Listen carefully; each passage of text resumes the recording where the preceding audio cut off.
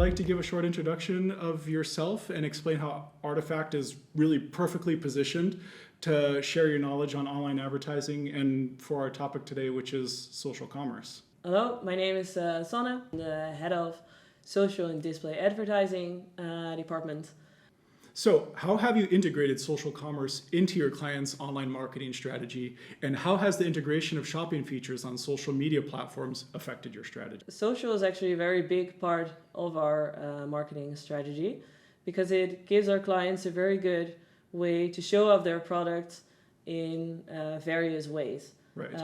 For instance, we have a lingerie brand that can show their products simply as a product. Right. So the bra or the brief, but they can also share pictures of their clients who wear the product. So a little bit more on like the lifestyle side, or showing a little bit more personality from the company. Yes, and also give more inspirational.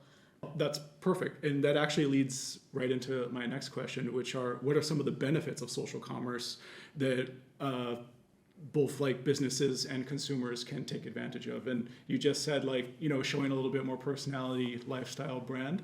Are there any other benefits that you see of advertising on social commerce that you don't get from more traditional or text-based advertisements? The possibility to respond, and we see that a lot of people tag each other or tag their friends underneath the ad. Just because they want to share it. Yeah, kind of like as inspiration or as a joke, or they find something interesting. Right? Yes, exactly. Okay. So we would also create a lot more community feeling underneath the advertising. Oh, that's really good. Yes. Yeah, well, thank you. Well, that actually kind of leads right into my next question, which is, can you share some examples of successful social commerce campaigns in terms of, like you said, you know, is it more polished content? Is it a bit more organic?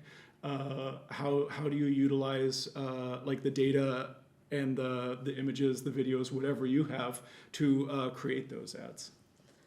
We have seen with one client, they now have a big awareness campaign where they use their own customers in the campaign. No, that's really good. They're using their the women who wear their products with quotes that they how they feel in the underwear and why they love this brand so much. Also because they don't use the picture perfect models with the perfect shapes and sizes, but they show that this brand is for every woman who wants to feel a certain way wearing the lingerie. Gives a bit of a more well-rounded picture of, or that, you know, like the whoever is looking at the ad can kind of picture themselves with that product. Yeah, and it helps out a lot. People just really want to see themselves wearing it. Exactly. Or see, oh, this person looks just like me. Yeah. And I want to feel that way too. And do you do that in the form of like testimonials or success stories, or how do you share the content on the websites? But you can also, there are also plugins you can install on your website that if people use a certain hashtag,